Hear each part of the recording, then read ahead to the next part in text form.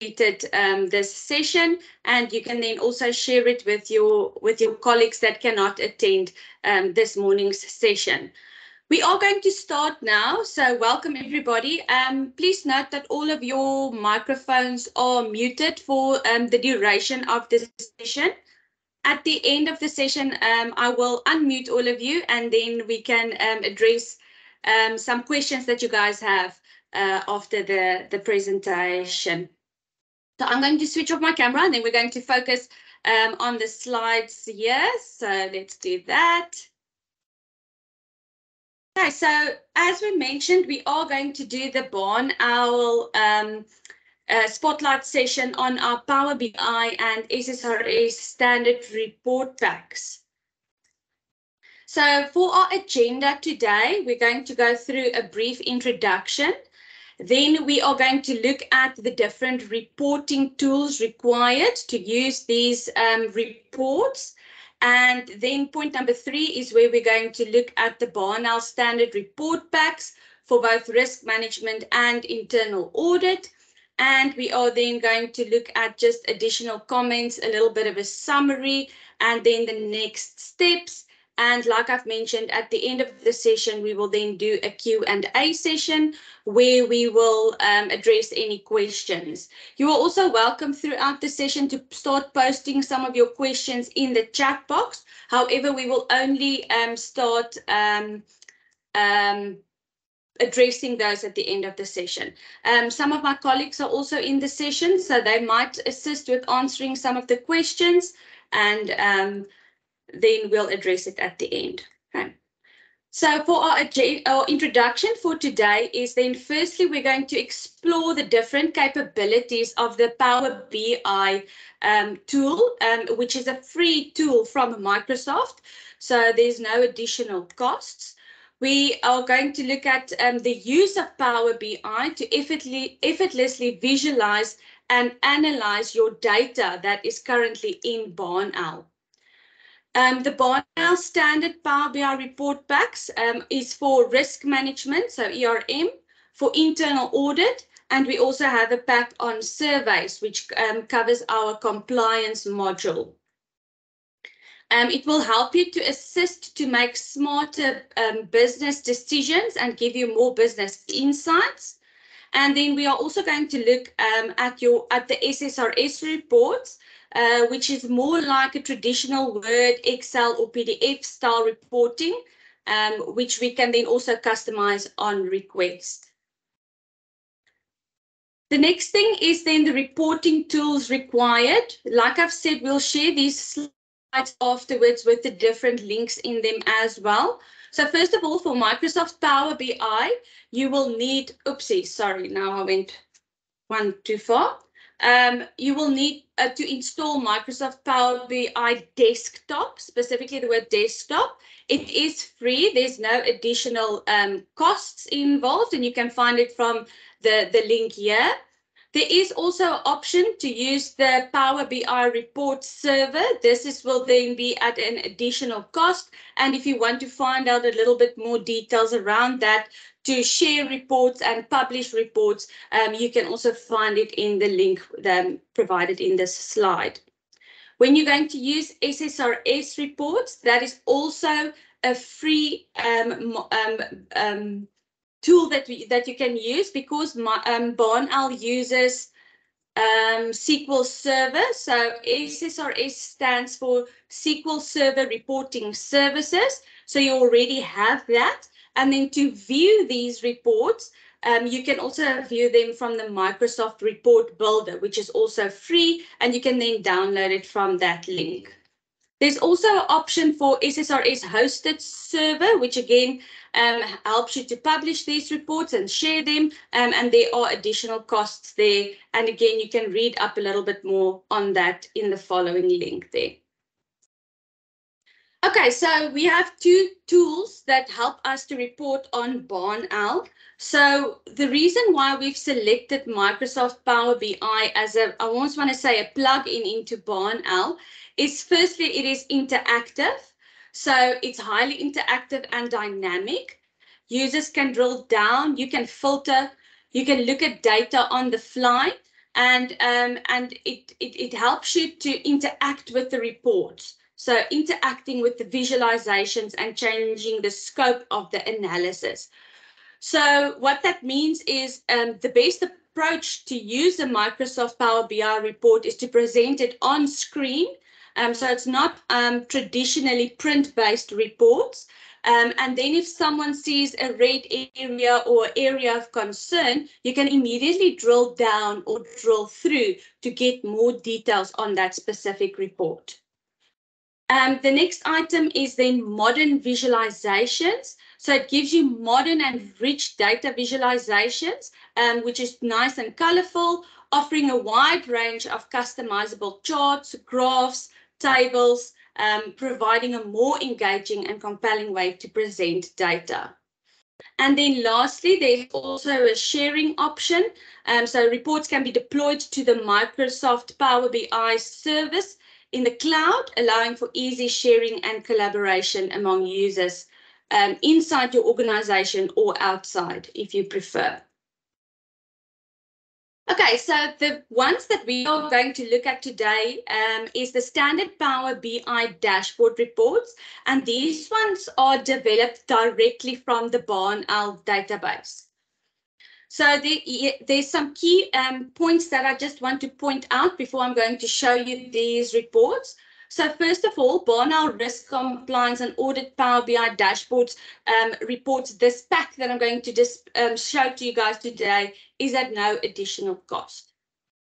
Okay, so you have to download Microsoft Power BI Desktop, so the free version, in order to view these reports. So it's like a reporting tool. So if you want to view an Excel document, you have to download Excel. Okay, so the same with the Power BI reports, you have to download Power BI to view these reports. Okay, you'll also just see that we've noted that in some cases your IT department will have a Power BI server, which has further advantages. Okay, so the next point is just to emphasize that we do not do Power BI training. We will show you the basics on how to use the BarnOwl Power BI pack and how to drill down and maybe change a font here and there and colors and so forth. So we'll show you the basics, but we do not offer Power BI training. So you will have to do this outside of BarnOwl, and it's the same way that we do not do Excel training, for example. So we will show you the basics, but the rest is then up to you to get additional training if needed. Okay, you are also welcome to request customizations to the Power BI report packs that we're going to send you.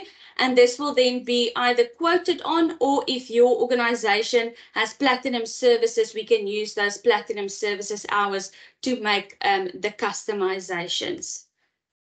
Then the next point that we just want to raise is you can also make your own changes on these Power BI dashboard reports. It's always just important to note that you will have to just save an original copy of the pack that we are going to send to you, so that if you play around and you make some changes and so forth, and you maybe break a report, you can just always fall back to that original document. So it's like clicking on save as and then just saving it as a second version that you can work with and play with and then make your own changes on. Okay, this specific pack that I'm referring to is then it runs directly off the BarnOwl database as opposed to the BarnOwl warehouse. My next slide, I'll just focus on the difference between focusing or running a report directly from the database and the warehouse. And what this means is if you click on the refresh button within this Power BI report, it's going to show you the latest information, so your current information. Okay. So what the data looks like in BarnOwl at that point in time. Okay, our next slide you will see is looking at advanced Power BI dashboard. And this is then when it's not running directly from your database, but if you have the BarnOwl warehouse, it then runs from that warehouse. So there's just a few points to just point out the difference between running from the database and then running from the warehouse. So the BarnOwl data warehouse provides more advanced reporting where there is a license cost associated with it. And it gives you a snapshot of the database on a day-to-day basis at a specific point in time. Okay, so this includes all the objects in BarnOwl. So this includes an organizational structure, a process tree, a risk, all the linked items from internal audit, those audit procedures and tests, and you will see also any deleted objects. Okay, so as soon as you usually the warehouse runs every 24 hours, so at night, and then you will get the snapshot. So this will allow you to compare data from one period to another period. So you can then see, okay, 6 months ago, this is what the data looked like, and then today, this is what it looks like. Okay, so this is obviously great for tracking trends from risk management and internal audit side. Okay. You will see that, oh, that's what I've mentioned. So it is then refreshed after hours by batch. It's automatically refreshed, so you don't have to refresh it every single time. So it's not immediate data, but it is then, I want to say it's 24 hours old. Okay.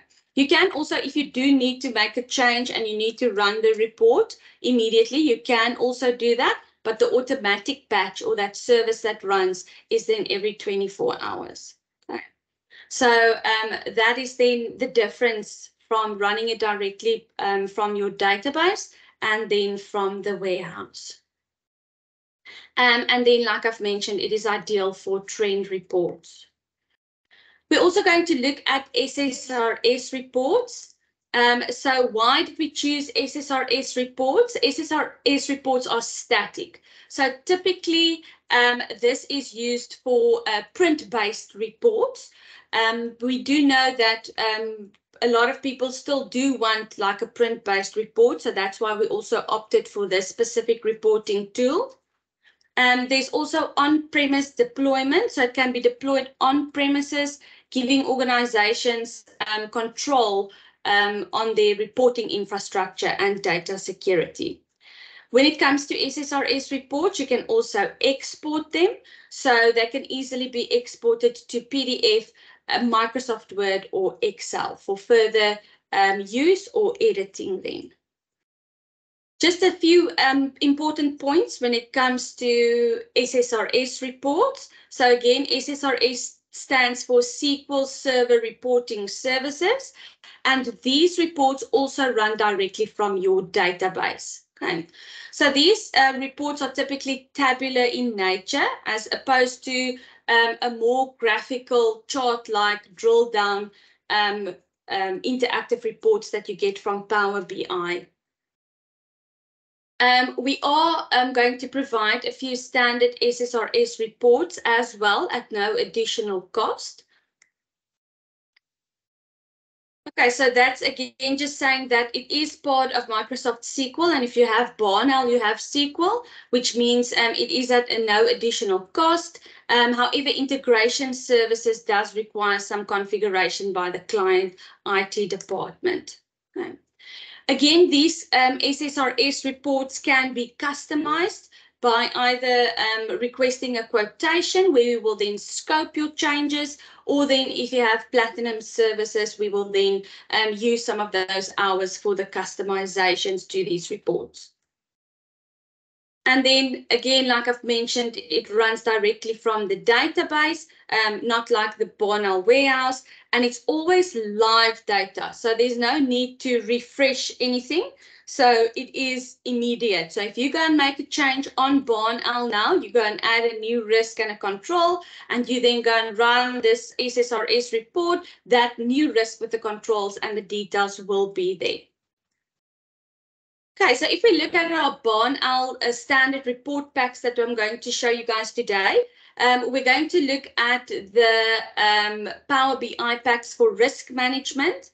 We're going to look at internal audit, And if we have some time, we will also look at the surveys, which then touches on the compliance side. And then I'm also going to show you the standard SSRS reports for risk management. Okay, so I am going to jump to Power BI now. And let me just go to the correct sheet here. There we go. Okay. So I have opened up Microsoft Power BI, and this is then the free desktop version that you will then see as soon as you've downloaded that software and as soon as you open up the report. Before I continue, I just want to mention that we are using an ABC database. In other words, this is sample data that we have captured, and we will then you will see your sample data throughout the session as well. Okay. Let's quickly look at the layout of the screen and what you are seeing. So at the bottom of the screen, you will see there's different sheets similar to Excel, and we are going to work through all of these sheets today. Then within each sheet, we have different visualizations. So visualizations are the individual, I want to say, blocks or reports on this specific sheet. So if you look at the example here, you will see this one is average residual rating. So that is a visualization. These colorful blocks over here is a second visualization. The third one, this pie chart, is another visualization, and then the table at the bottom is also a visualization. So on this risk dashboard sheet, we have 4 visualizations. At the top, you will also see the title of the specific visualization, and then below that, sorry, let me just quickly do that. Below that, you will see there are filters. Okay. In Power BI, we call these visualized, the filters on the screen, we call them slices. Right? So that's just a terminology for the Power BI. So organizational structure, risk category, and risk subcategory are slices. If we look to the right of the screen, you will also see here, it says visualizations and data panes. I am going to collapse these just so that the reports are a little bit bigger. But when we are going to touch on maybe changing a visualization and where the data comes from, we will then expand them again. So I'm just going to hide them, but I do want you to be aware of them as well. Okay, so let's see. The first one that we see here is our risk dashboard. Okay, so on our risk dashboard, we have the slices at the top. And that is then, like I've mentioned, organizational structure. If you click on the drop-down arrow, you will then see your organizational structure. And you will see you can still collapse it to drill down into the sub-units or child units. So mostly throughout this session today, I will be using Johannesburg. And you will see if I then expand on Joburg, you will see I have different sub-units or child units called assets, finance, inventory, IT. Okay. If you select a parent unit, let me just show you. For example, if I select Johannesburg, you will see it automatically selects all the child units underneath it. Okay. If you wanted to report on multiple units, you can also hold in the control key on your keyboard and then press, for example, East London as well, which will then select more than one item from these slices. Okay.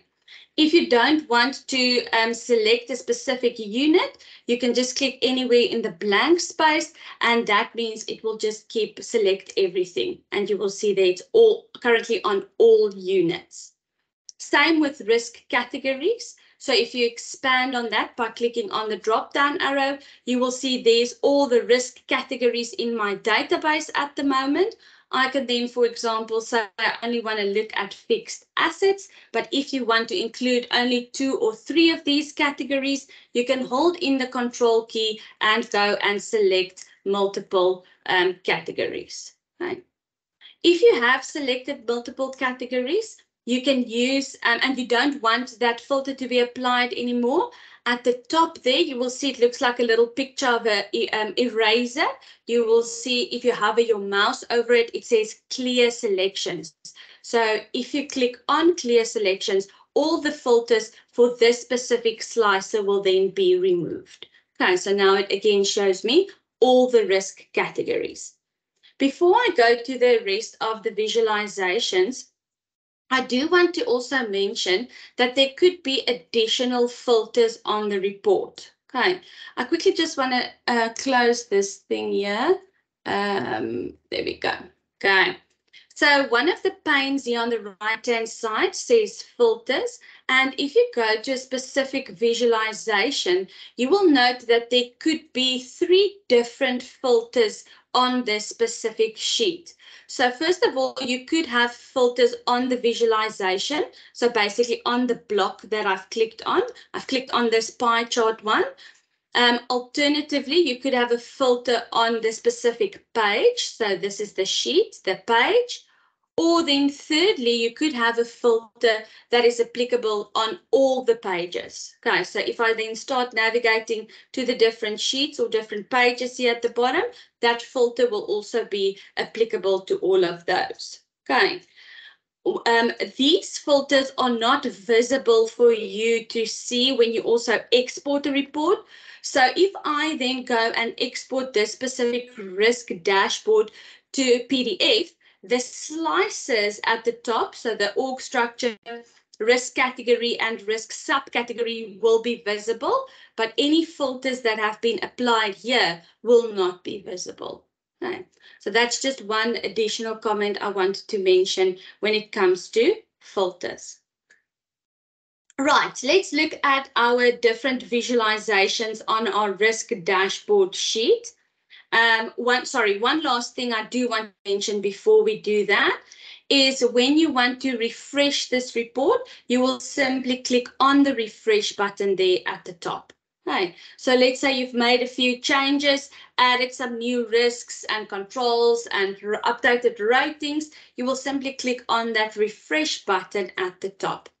And again, I do want to mention, as soon as you are going to start working in these reports, we always encourage you to please save a copy of this. Okay, so you will get the original standard report back. You will then go to File, Save As, and you will then go and save this as your version of the report pack, or with the date that you're going to run it on, any version control that you want to use.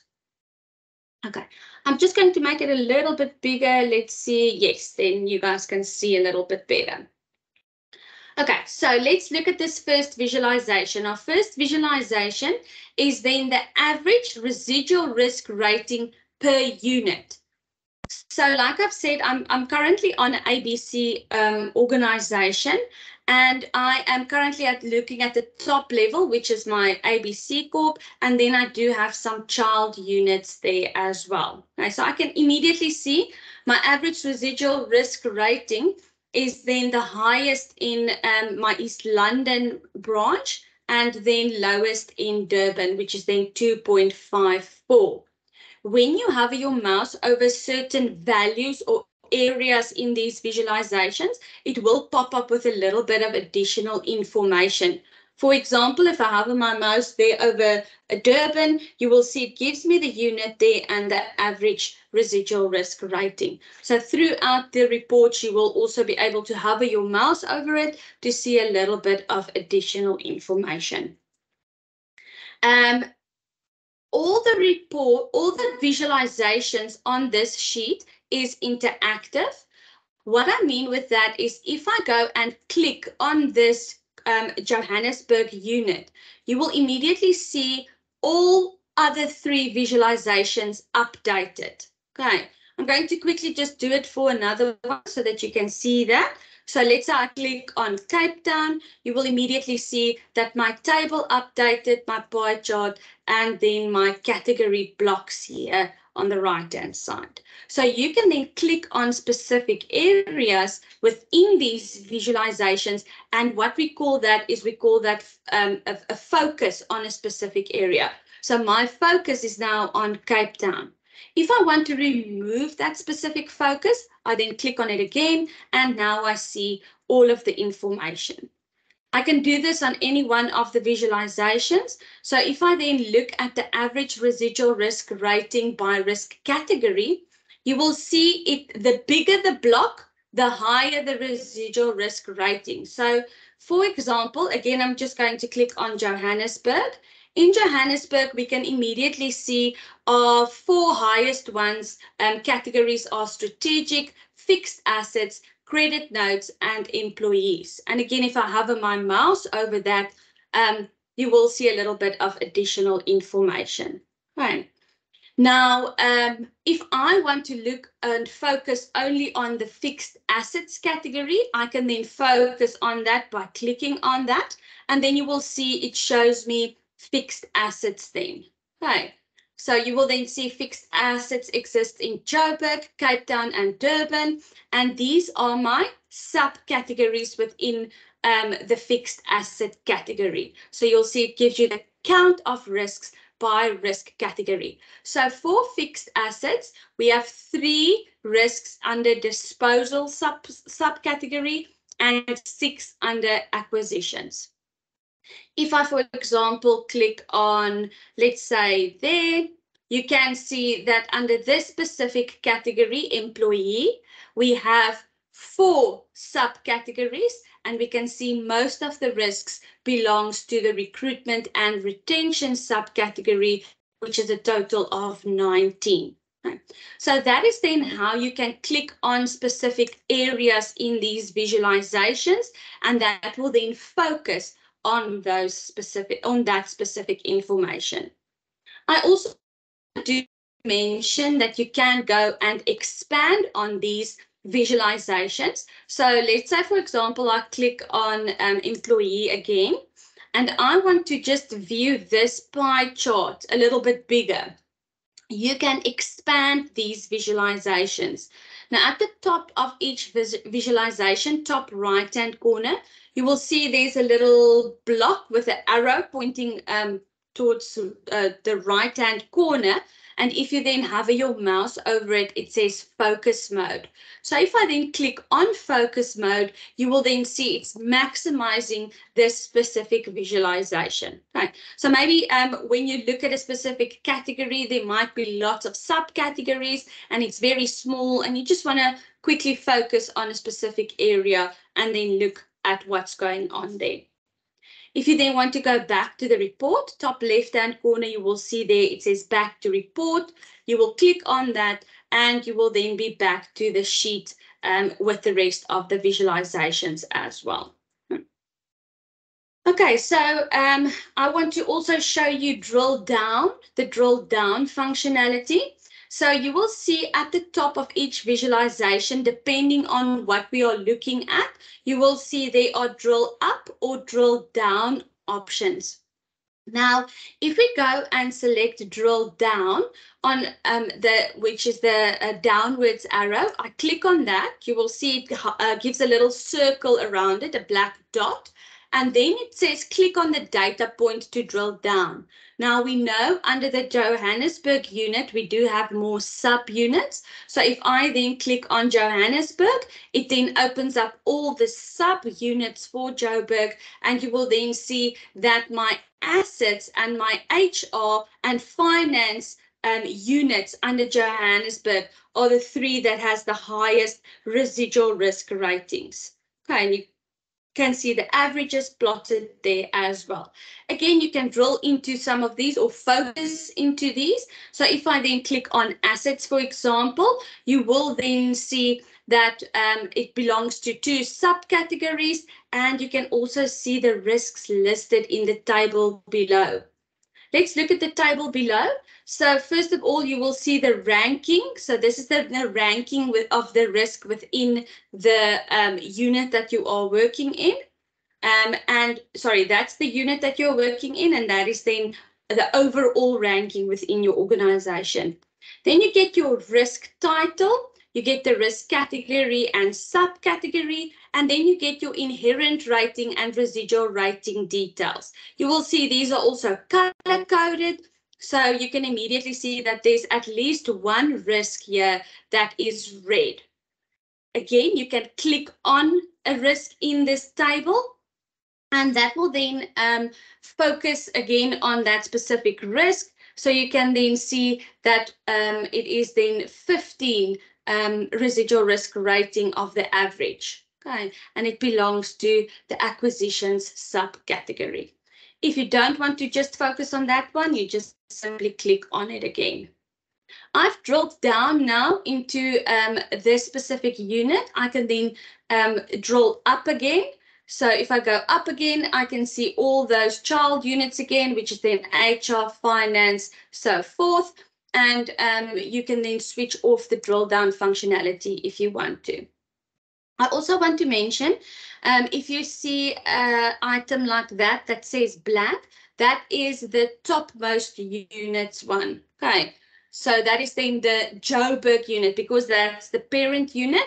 It includes the parent and the child units underneath.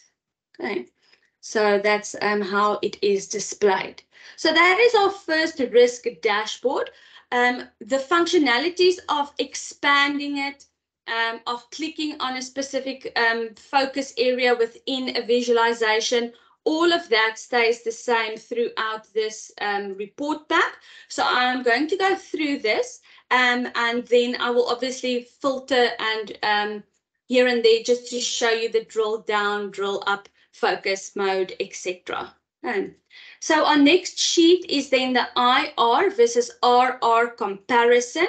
So this is your inherent risk rating compared to your residual risk rating.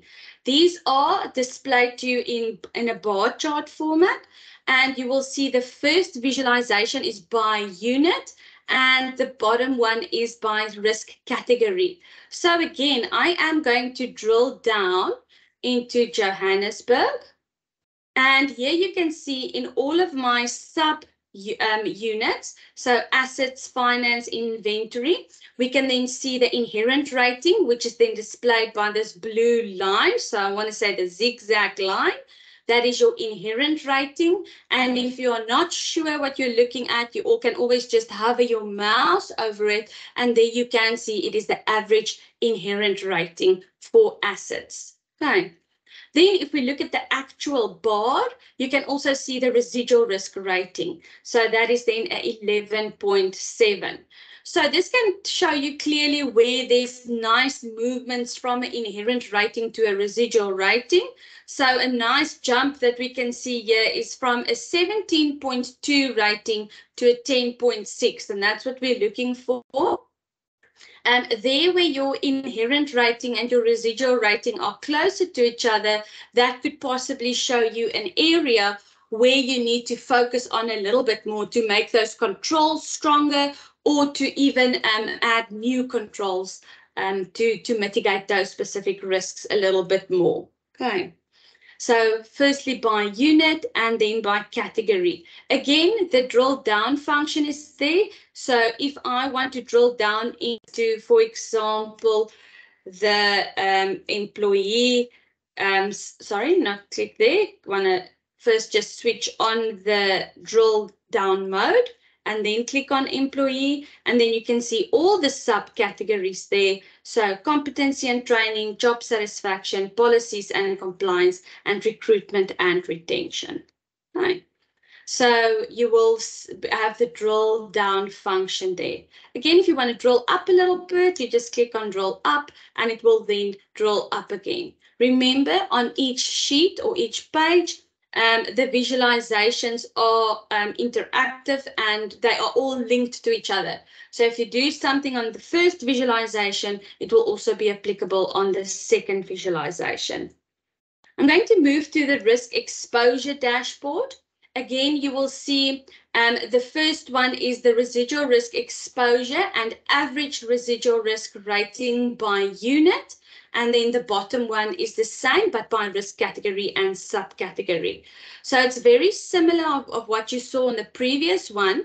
Instead, you are not seeing the inherent rating, but you are seeing the exposure value. So exposure value is your RAND value that is linked to that specific unit or to that specific category. So let's quickly look at Johannesburg again. I'm just going to drill down into Johannesburg. So in Joburg, we can see that on the HR unit, we have an exposure of 260,000 and our residual risk rating, average residual risk rating is 11. Okay, so even though it is a little bit higher, the exposure or the RAND value tied up obviously with your risk appetite is not that high. Okay, if we look at finance, we can see that almost reaches 1 million, so it's 930,000, and the residual risk rating is still a little bit high. So what this tells you is you can go and focus a little bit more in the finance unit to see if you can strengthen those controls and mitigate those risks a little bit further. Same view is then applicable to the categories here at the bottom. I'm going to go to our risk spider diagram sheet here at the bottom. I like this spider diagram. So if you want to focus on a specific category or subcategory, don't forget about the filters that you can also use here at the top, or the slices.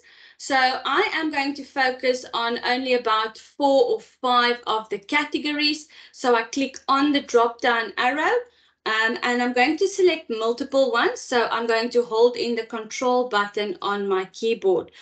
So I'm going to include dispatch review. I'm going to include, let's say, credit notes, inventory, and let's also include material management. Okay. So that is then if I want to focus only on those specific categories. Okay. So always just remember, you can go and select all of them, or only one of them, or multiple ones. Okay, so don't forget about the slices at the top that you can also use.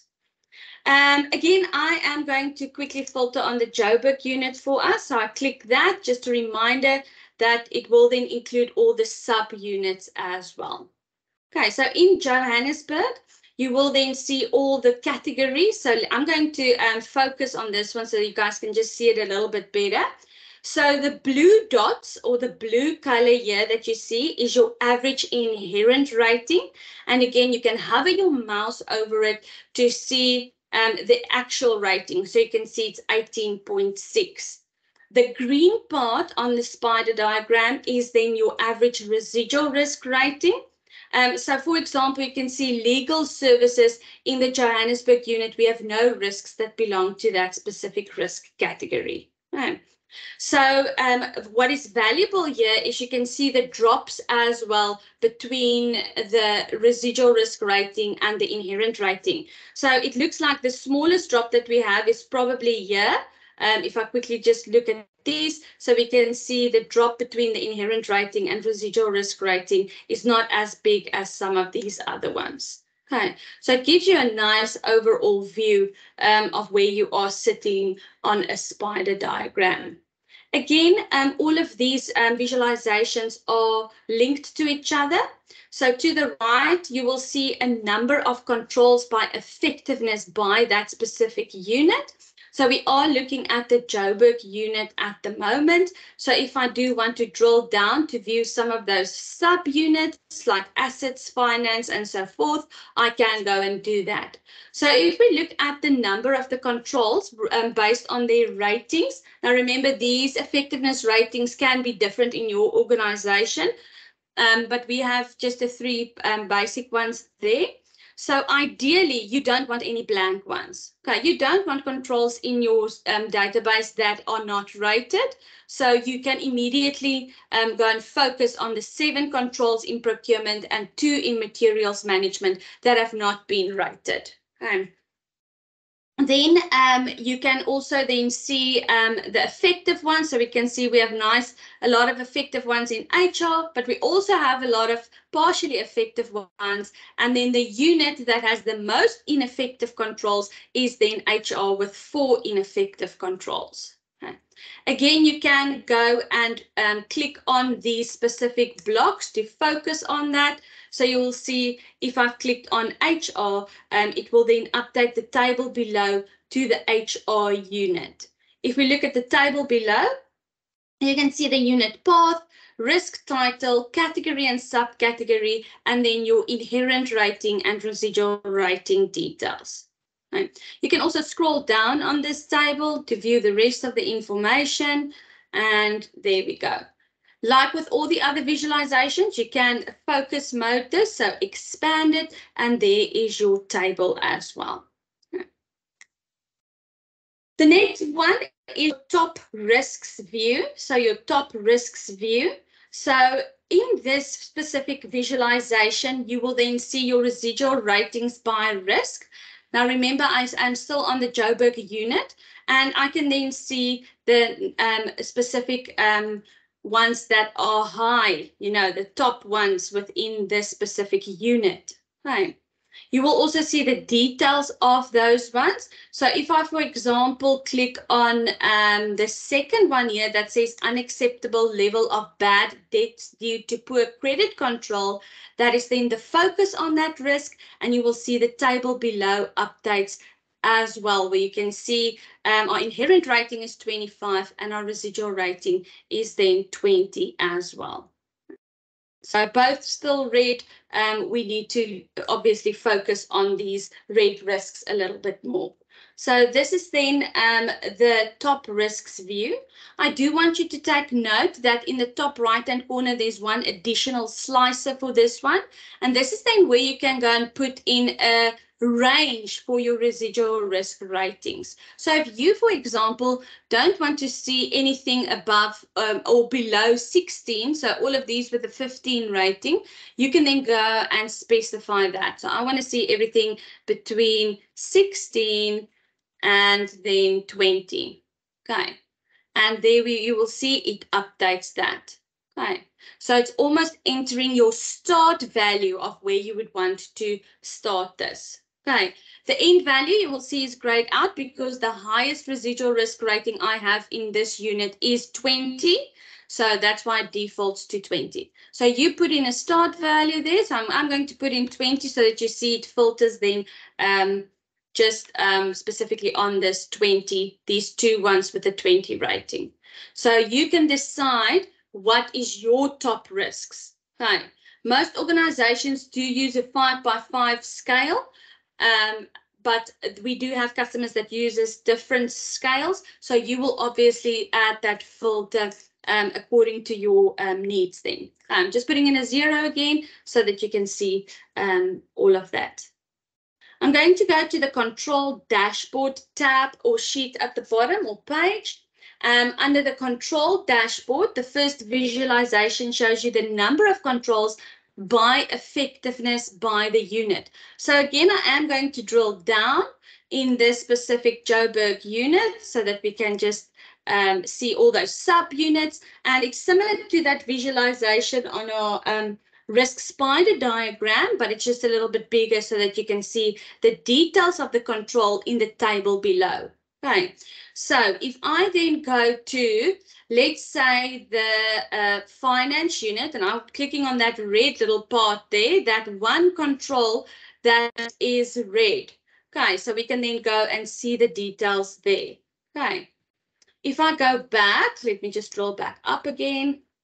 We can then also go and click on something in this table. So let's say we want to look at the control barcodes to be applied. We can immediately see that sits then in the assets subunit under the Joburg unit. Okay, so with all of these, you can then click to focus on details.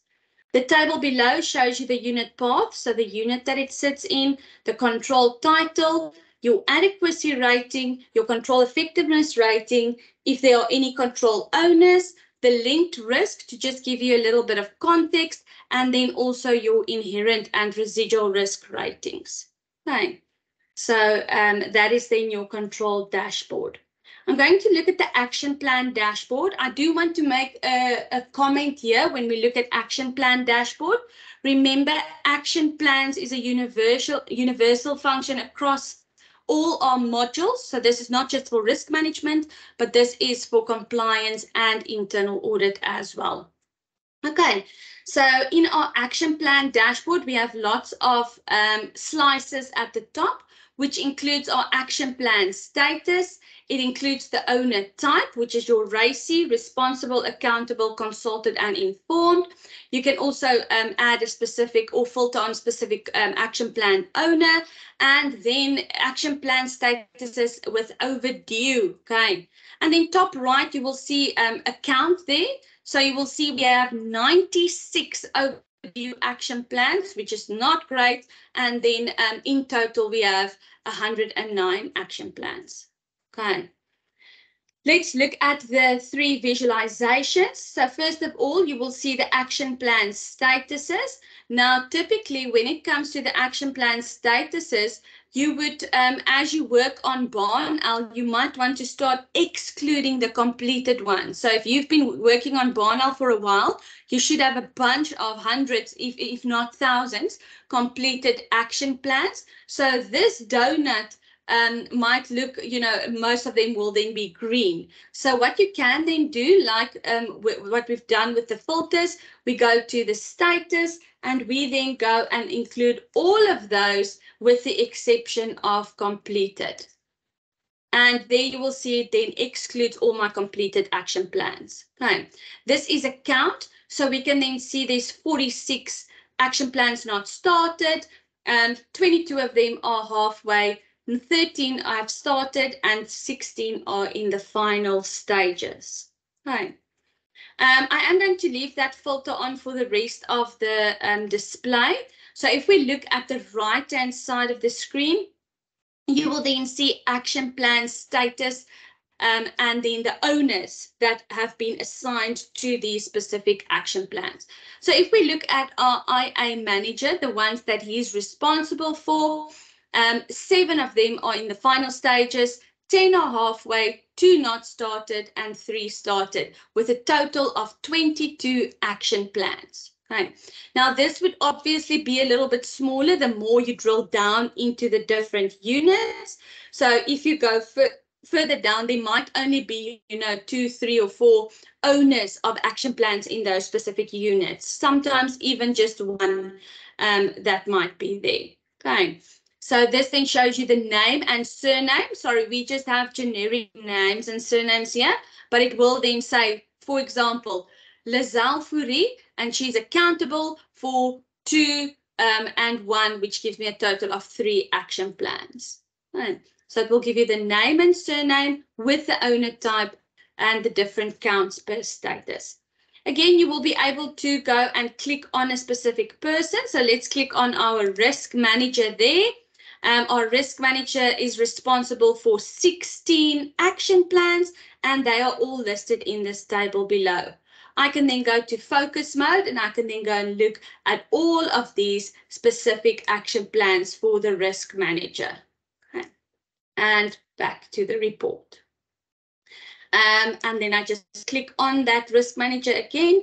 I specifically clicked on the one that said final stages, so that purple block, and you will then see it only shows me the 3 that is in final stages that I am responsible for, or the risk manager is responsible for. If you don't want to see that, you just simply click on it again, and you will once again see all of your data and information. I'm going to go to the loss event dashboard now. So the loss event dashboard. In the loss event dashboard, we have our incident information. Okay, so risk incidents, loss events.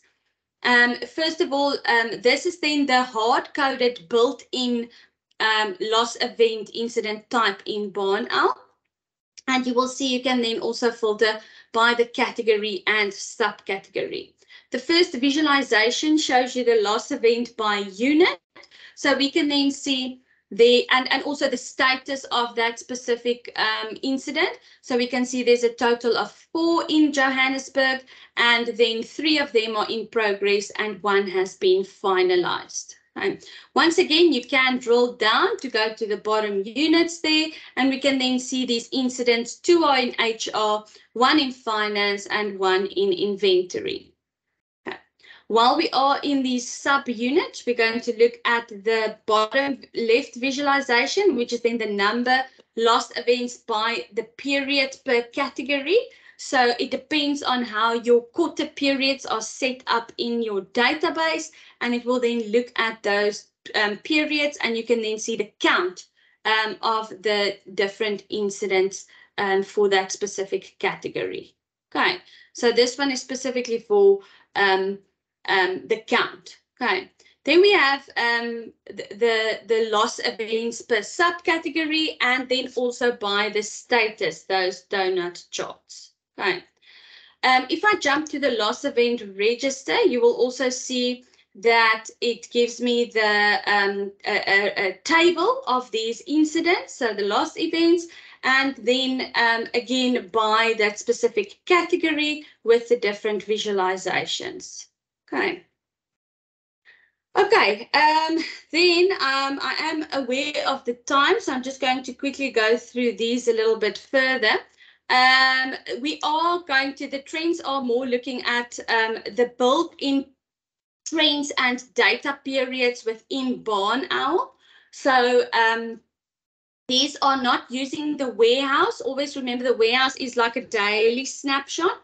The trends here is based on the BarnOwl data periods. Okay, so that is then set up hopefully automatic in your organization. You would have either set them up monthly or then quarterly, and then you can use those specific trends to look at your information. Okay, quickly going to just remove this filter here so that you can see everything, and then you can go and select the specific data period. So quickly, give me 1 second to select some data periods for us, and current. There we go. Okay, sorry, that one didn't have data in it, but let's see. So this is then a ribbon chart to show you how the movement has made. Sorry, I've selected the wrong dates here now. Let me just quickly see where that sits. Let's see all of them. Here we can see a little bit of more movement. There we go. Okay. So this is then a ribbon chart showing you the specific trends here. Okay. Then the next, when you do a presentation and then it kicks you out. Thank you for everybody's patience. I really appreciate it.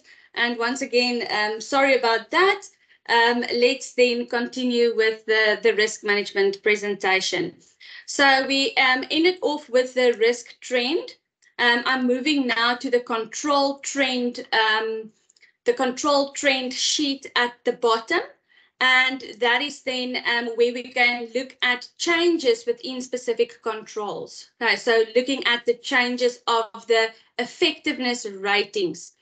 If we look at the top left corner, you will see the control effectiveness trend with also the data periods. Again, these are the BarnOwl data periods. And they will then be set up in your database, and you can then see the movements of these specific ones. I am again going to, let's go to a specific unit, so I can then drill down again to, let's say, for example, the Cape Town Finance unit, where you can then see specific changes throughout the different data periods. I can then drill back up to see all the different changes, and then I can move to the Johannesburg. Let's go to finance there. So here we can see the changes in the ratings. If you look at dispatch review control, you will see that in April it was ineffective and then it moved to effective ratings. You can see the same trend on the right-hand side. We call this a ribbon. So you can then see how the movements happened with the specific control ratings. Okay. Each one of these can again be clicked on, and if you click on, for example, the gray ribbon, you will see it updates the information below. Okay. So this then shows you how your effectiveness ratings changed, and you will see at the top there's your legend showing you the color for each one of these controls throughout the different data periods. Just last comment about that is then that these are not warehouse data periods, but these are then directly from your BarnOwl database. I am going to look at the RR trend line report as well, sheet. There's two visualizations on here. The first one is your current RR and historic RR by unit, and then again by category. So you can then go and look at the previous rating and then the existing rating. I am going to use Johannesburg once again. So I drill down into Johannesburg. So you will see your blue line at the top shows you your previous data period that you would have selected in the top right-hand corner. And you will then see it was an average of 15. The bar chart then shows you the current rating, which is then 11.7. So we can then see the movements from one data period to another data period. Okay. The first one is then by the unit, and the bottom ones are then by the categories. Okay. So you will see then, for example, for fixed assets category, it was a 15 and moved down to 11.7. I am going to look at the RR trend one. In brackets, it says columns. So these are not lines, but it shows you the trend columns.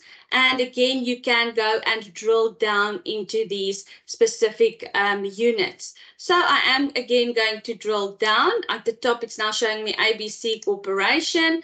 So I'm going down again to the subunits and again clicking on Johannesburg.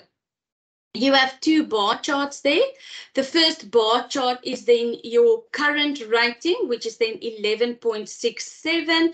And then the dark blue one is your historic data period. Okay, so your historic data period. So you can then see the movement. So this is good. We do want to see that it goes down. So I want to say your dark blue or navy bar charts bars should be higher than your current ones. It's not always the case. It obviously depends on what's happening inside your organization. So here we can see with inventory, previously was a 6.3 and it now climbed to a 7.4. And that then gives you an indication of areas that you need to investigate and then look at going forward, so that's then very insightful, either by the unit or then again by the category. Okay. All right, that is then the risk management standard pack that we're going to give you guys. I am quickly going to go through the internal audit one as well. So just give me 1 second to open up the internal audit workbook. I am currently in the internal audit workbook. I am just going to collapse these visualizations on the right-hand side again. And then I am going to just zoom in so you can see a little bit bigger. You will see the same layout. So you have different sheets here at the bottom. And then you have your slices at the top. Same as with the risk management one, you would click on the refresh button at the top of the screen there in the middle to refresh this specific report. Okay. So the first two IA dashboards sheets that I'm going to show you is to look at multiple projects. Okay, so it's not a focus on an individual project. It is a focus on all the internal audit projects within the specified criteria. Okay. So you're looking at multiple projects. That's your first two sheets. So let's first of all look at the different visualizations. All of these can also go into focus mode where you maximize them to see a little bit more details. And then you can also obviously click on specific areas. So if I want to see, you will see the first donut chart is number of projects by status. So if you don't want to look at the closed audits, you can go and exclude that. Or if you only want to look at the audits that have been completed, you can then click on the green one there that shows you all your closed ones. And similar to the risk management report back, these reports are all interactive and connected to each other. So if I click on that specific part of the donut, the rest of the visualizations updated accordingly. Right. So you can then decide on the status of the projects you want to look at. You can then also see the number of projects by rating. Okay, so this is the overall rating of that project. So we can see there's luckily only a little bit of them, a few of them that are poor. And if you hover your mouse over that, we can see it's only 6.25% of the count of the projects that are closed, because I clicked on closed there. That is then poor.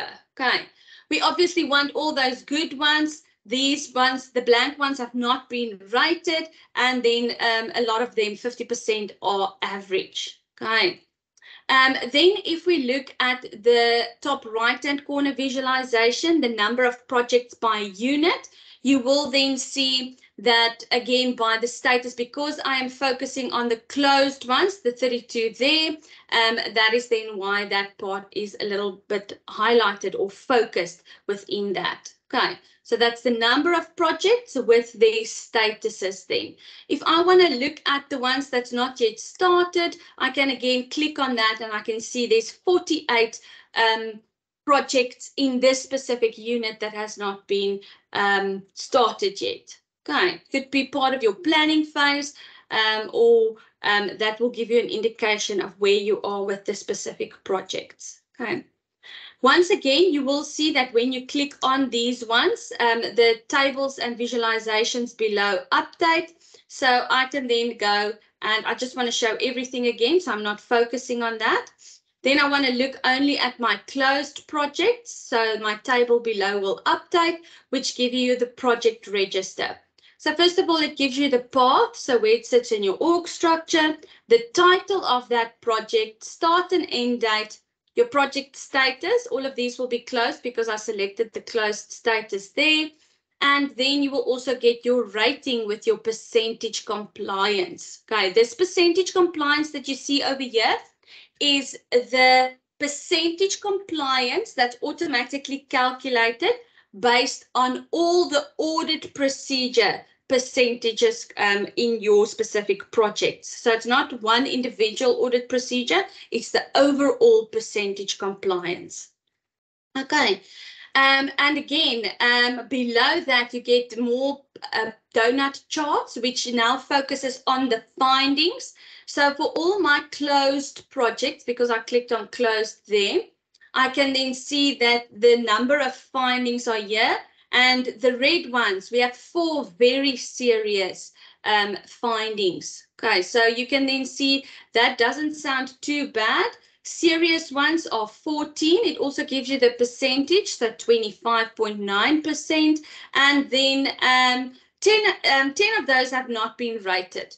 So it also gives you a nice indication if some of your data is missing on BarnOwl, if you, and like that blank one, and then you know you need to go and complete that. You will also see the number of findings by priority. Remember, these are counts of findings. So for all my closed audits, we can then see most of them were high. So 87% of my findings had a higher priority. Okay, and the rest is then medium and low. If we look at the last donut there, it says no findings by, number findings by status. So this is the status of that finding, and we can see most of them have been agreed on.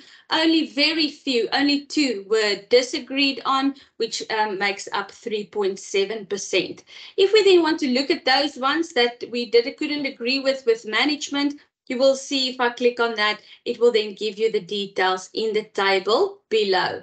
So it all just depends on what you are clicking on and then how the visualizations on this first dashboard will update. Okay.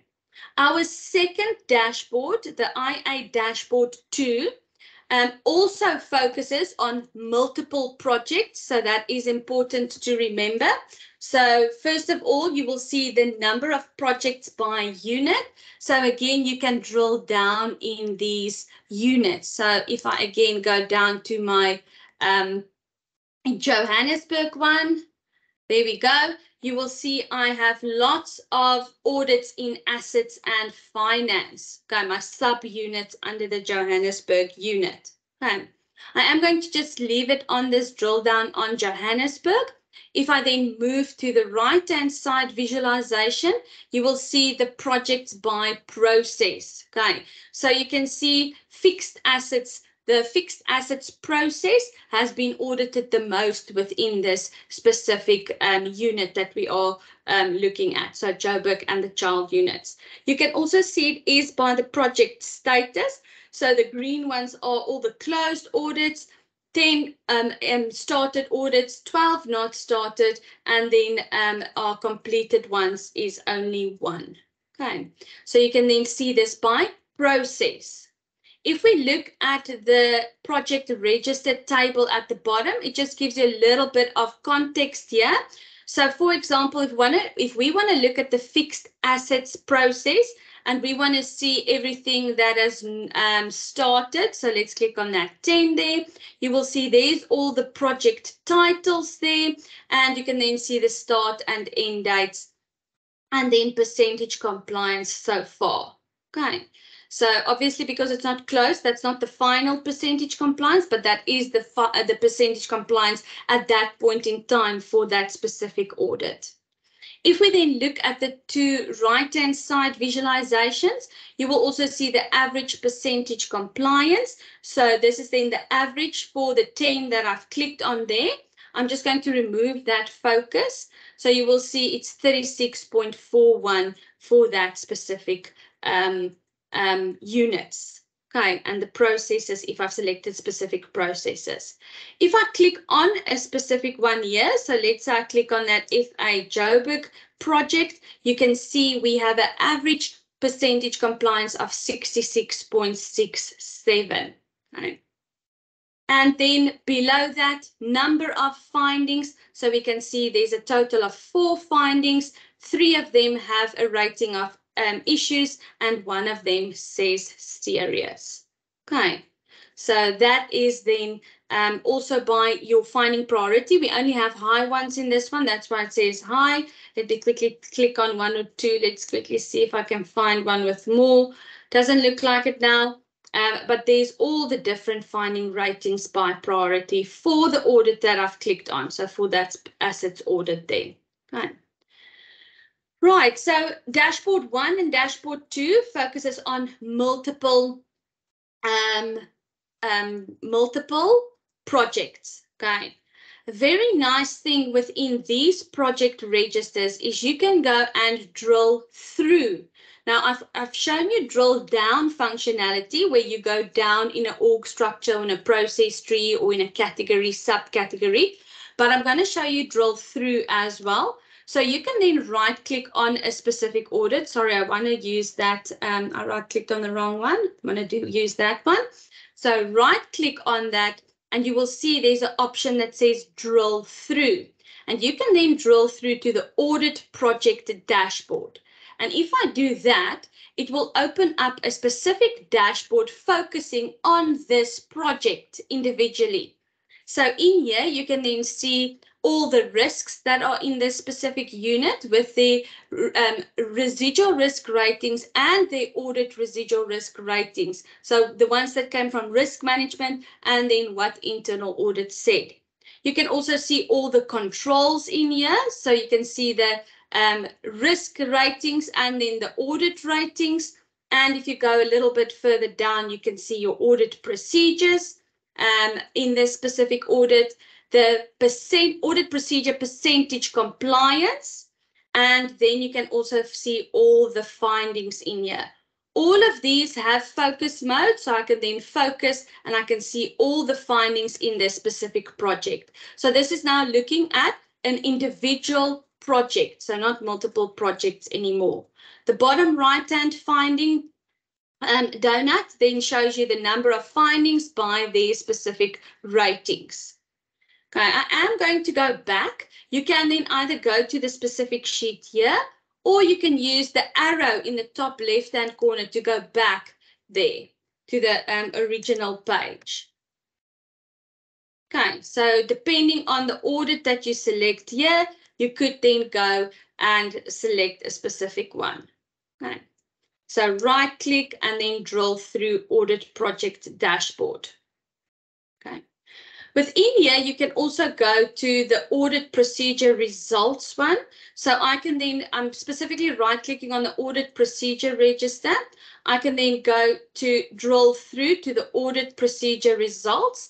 And this is going to focus on this specific audit procedure within this project. Okay.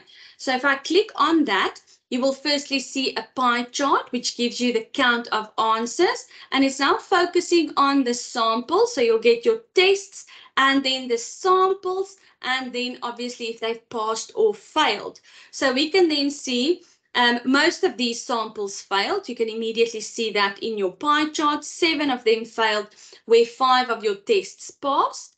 And you can then see the test titles here in the table below, and then the number of samples that passed or failed. So we can then immediately see that check stock balancing. If I click on that, everything failed there.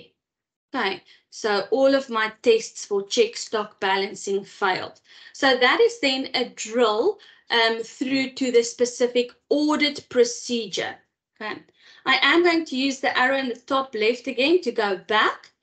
And I also want to show you the drill through into findings. So if I look at a specific finding here, I can then go and right click on that finding.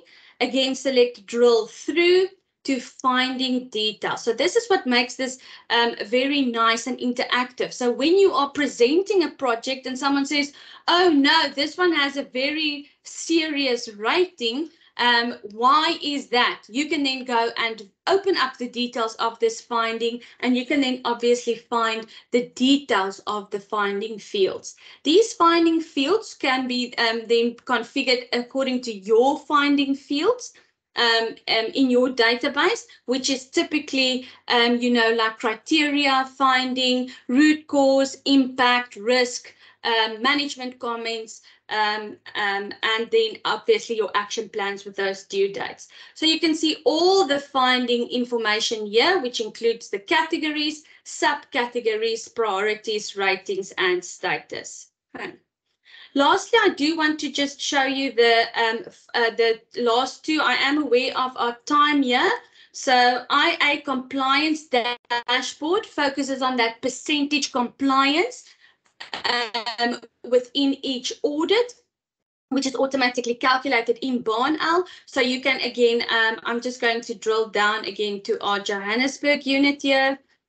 And you can then see, firstly, the percentage compliance by unit, which is then this chart here. And then you can then also see it by process. Okay, depending if you do unit-based or process-based audits, some of you do a hybrid of those as well. And again, you can see the project information here, so the specific projects with the average percentage compliance and then the number of findings. Lastly, I do want to also show you the findings dashboard, which is very handy. Remember, the findings dashboard is now not on a specific project, but this is then for multiple projects. Okay, so overall projects. So I'm currently looking at the whole of ABC Corporation. Once again, I'm quickly just going to drill down into Johannesburg, and let's go to finance specifically, just so that it's more focused here. So we are in the finance unit. First of all, it tells me the count, so the number of findings. So I can immediately see in finance, we have 20 issues and then 20 serious ones. Okay, so not, if we look at the serious and very serious, we can say, okay, that's too much. We need to focus a little bit more on this finance process. And it's specifically looking at the credit notes process, which has 4 of those very serious findings. Okay, so we then can say, okay, we need to focus on the credit notes process or sub-process then. If we also look at the number of findings by ratings, we can here see if it is a recurring finding or not. Okay, so that is also very handy. So we can see we have quite a lot of recurring findings, and we can then go and investigate why is this. Okay, so if we then look at our serious ones or even our very serious ones, we can see that 2 of them were recurring already, you know. So if it was very serious and it's happening again and again, we definitely need to go and focus there. So it really gives you additional insights into your data that can really help you manage your internal audit department a little bit more. Okay, maybe you need to go and do an ad hoc audit on that area to determine why there's recurring findings. Okay. You can also see the number of findings by status here, which is the donut chart, again by the different priorities.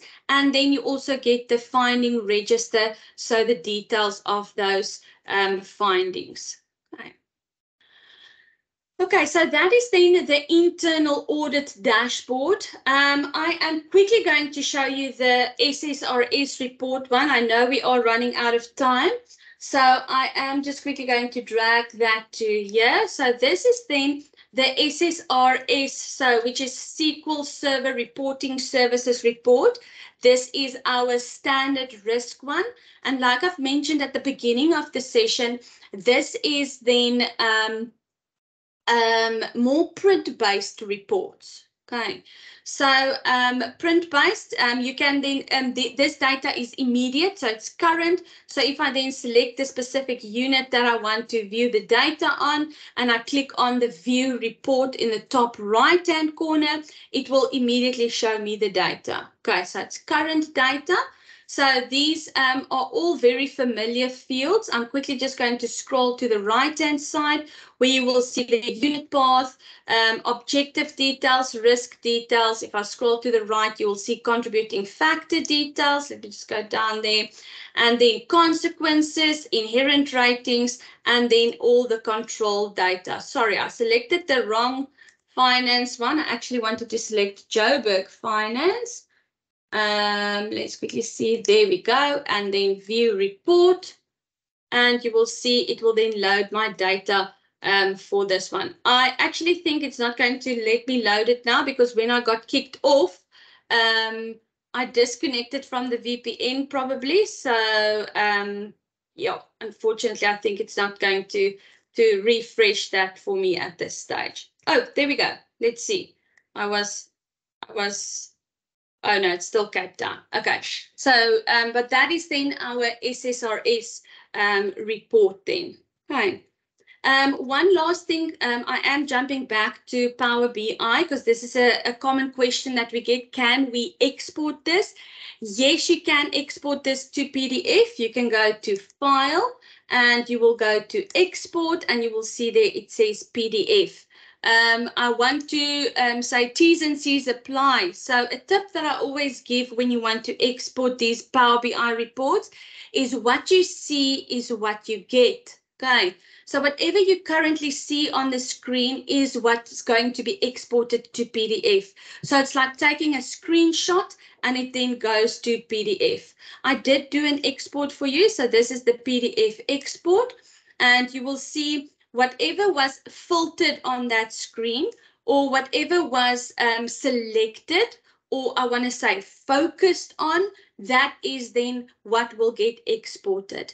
And then I just want to mention that if you have a table like this, your table will unfortunately be cut off. Okay, this is a limitation of the Power BI tool, but the purpose of Power BI tools is interactive reports, you know, and drill down and drill through and so forth. So if you want something more print-based, you can look at the SSRS ones then.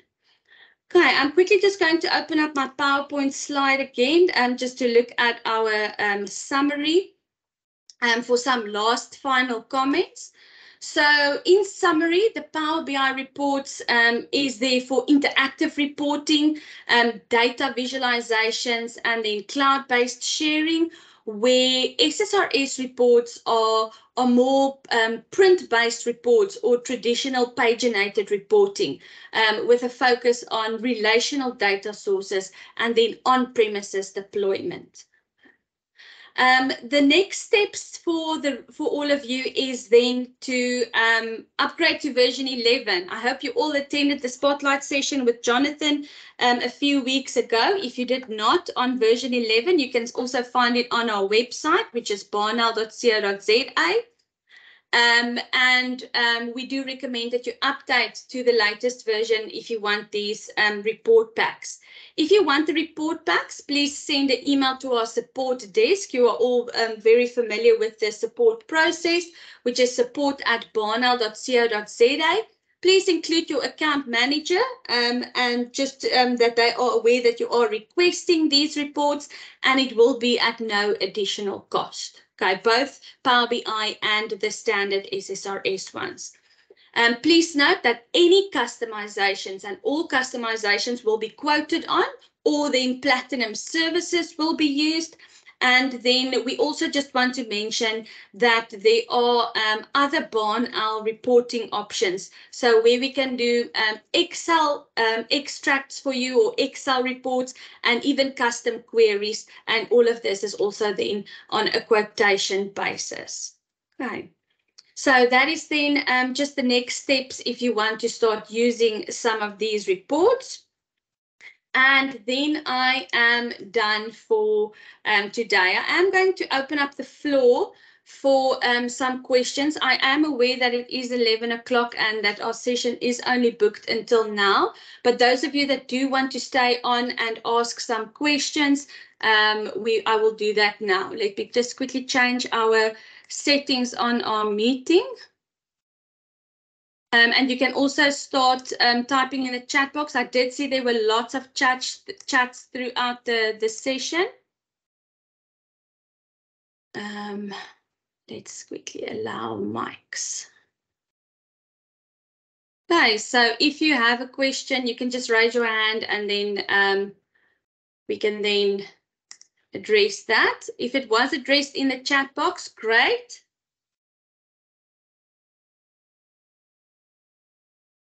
We also just open up the chat here.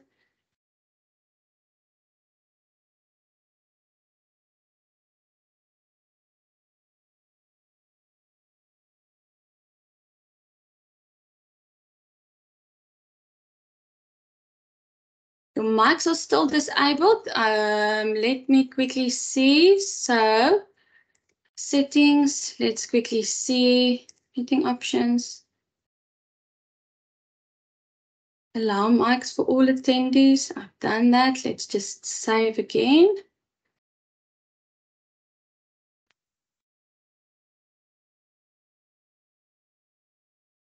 Jonathan, please try again.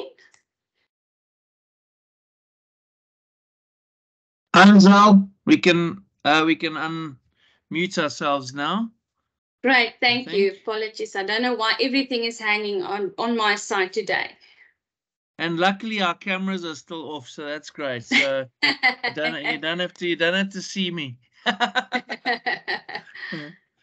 But I think if everyone puts their hand up if they'd like to ask a question. Thanks. Well done, Lizelle. Well recovered from being kicked off Teams. Well, I thought if I put on my camera, you're going to see the tears, the stressful tears. Gee. I don't see any hands raised. Feel free to just unmute yourself if you don't know where to raise your hand, then you can just ask the question. Obviously, the chat has now been busy, so I see a lot of my team members did assist with answering that. But if you did type a question in the chat box and it has not been answered, you can just ask it now. Thank you. Manana, yes, you can go for it. Thanks, Lizelle. Thank you for the presentation. It's a good one. I wanted to find out about when I want to request for the reports. You said we must include account manager. Is it someone that looks after our account on your side? Yes, that is correct. So, Thanks, sorry, Manana, where are you? Who are you? Where are you from? Which organization? Swaziland. I'm working for Swaziland Revenue Authority. Okay, yes. So Yes. just include your account manager then, and the person that probably your implementation, and checks in with you. Yes, and you can just send that email through to Lisa. us. All right. Thank you. Sorry, just to come in there, if you don't know who your account manager is, it's fine. Just send it to support and we'll make sure that they're copied in. I can't remember who looks after Swaziland revenue. I also don't remember now because we but I will send the message. I'll send the email through to the support desk. Yes. Yeah, yes, that's great. Thanks, Jonathan. Okay. Thank you. I think, let me just quickly see, Cole, I think it's you that raised your hand as well. You can go for it. Thank you for the presentation, Lizelle. It was very informative. I just wanted to find out how do we get a copy of the different dashboards that you used in order for us to test on our side? And will a copy of this presentation be available maybe on your client hub or something like that? Yes and yes. So firstly, to get the copy, you will send that email to support@barnowl.co.za, and then we can send you, just ask if it's only for risk management or internal audit, and then we will send that to you. And then, yes, this presentation will be available. Just give us a day or two to just finalize all the slides and the video and all of that, get that together. Maybe my guys are clever enough to cut out that part where I dropped off. But we will then also communicate. But you can just check after a few days on our website as well. Thank you so much, Lizelle. Thanks. Okay. Let me see. Pravinash. Sorry, I hope I'm saying it right. You're saying it correct. Thank you. I just want to ask, it's probably just a very stupid question. I'm more the end user, so it's not the IT area itself. But so I know I've got BarnOwl, but I just want to know how to, and I know you said we have to download the Microsoft BI, the tool, and you've given the link itself. But how does it link? How do you eventually link it to BI, and how does it pull through the reporting from the BarnOwl system into the BI platform? I think, where do I send it, or how do I think I'm missing that link. Your presentation was perfect. It's just I'm trying to understand how does it pull and link in from there. Just help me close that. No problem. So there's a connection string that we connect as soon as you get the report back. So what it is, we send you these Power BI reports. It's like an Excel document that we send to you. And then there's a configuration setting that we do that we link to the database and the server that BarnOwl sits on. And that then pulls through the data from the BarnOwl database. It's a very quick thing. It's a 5-minute thing that we will assist you with when we send you those documents. So that's how it connects to each other. Right. Thank you. Next one, Gerard, you can go for it. Yes, hi Lizelle, hi everybody. Just to confirm, I've already got my standard, the BI report from you guys, but I've noticed in your presentation, there's more functions, at the bottom. Mine stops at a risk heat map, but then there's the other one of the risk trends, etc. Is there an updated one? Yes, that is correct, Gerard. So there is an updated one. The ones that I've showed you guys now is the latest version. we've zooshed it up and we've made improvements, multiple improvements. And like you've mentioned, we've added some additional sheets. So again, you can just send an email to support and we will send you the latest one. Thank you. I see there's one more hand, Takalelo.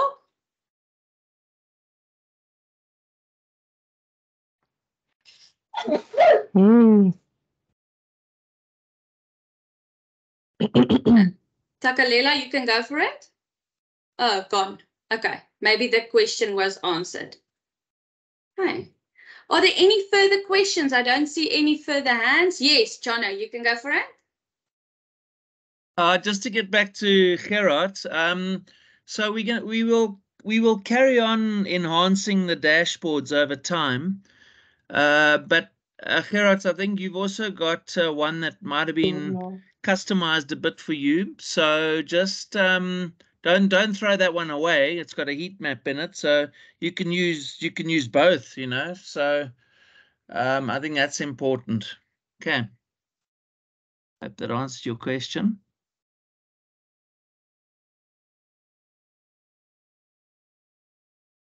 Thank you. I see there's one more hand. Wimpy, you can go for it. Thanks, Lizelle. It was mentioned that we need version 11 for this. If we're currently on version 10.5.1, will that cause any issues for now until we upgrade again, or will it still work? So Wimpy, there's a bunch of scripts that we can run on your database. So we will have to run that first, and then you will be able to use the reports as is. We do recommend that you upgrade to version 11, but I do know sometimes there's a bit of red tape and processes to upgrade the software. So if that will take a long time and you do want to start using the reports so long and get the value out of them, there is a workaround for that where we just run a few scripts. But again, we do recommend the upgrade. Yeah. Okay, thank you. I hear someone unmuted. Boitumelo, is it you? Sorry, I can't clearly see. Oh, sorry, it's a mistake. Okay, no problem.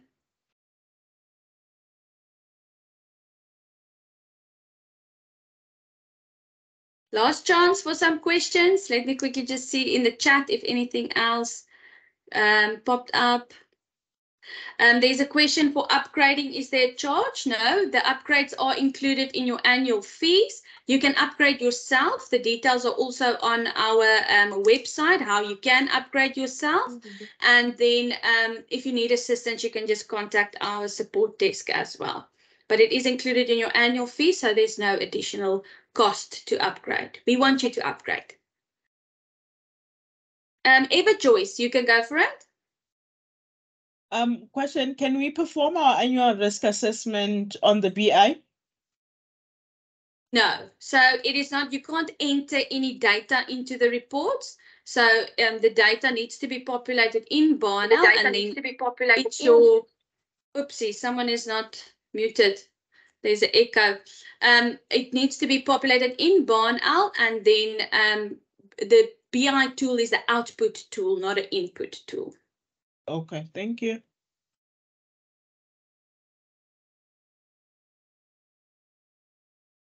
Lizelle, just to come in there, we are doing a spotlight in, I think, September on upgrades, on how to upgrade BarnOwl yourself. So Christo and I are going to run with that.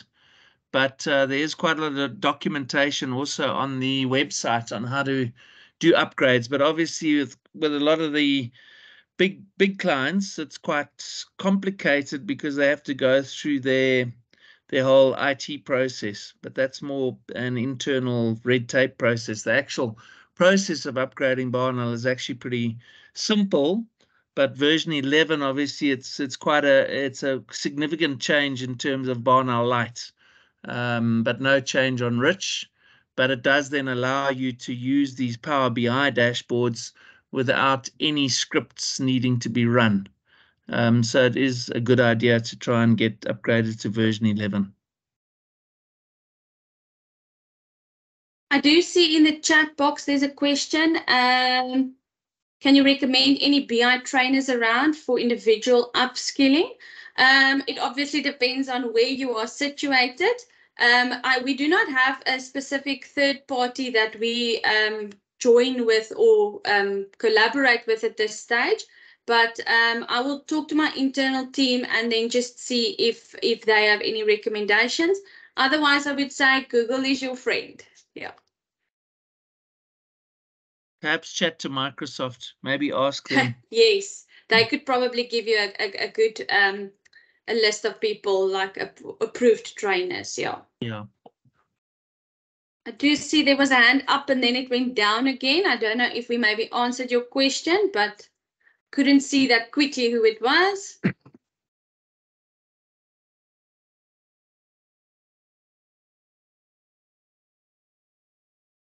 And just to come in there, that we have also got a survey, a Power BI book as well.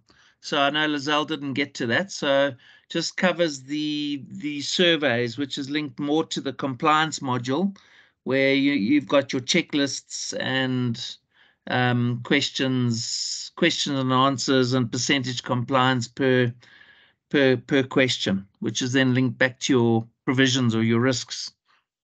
So that's Yes, quite very valuable. pretty useful as well. Yeah.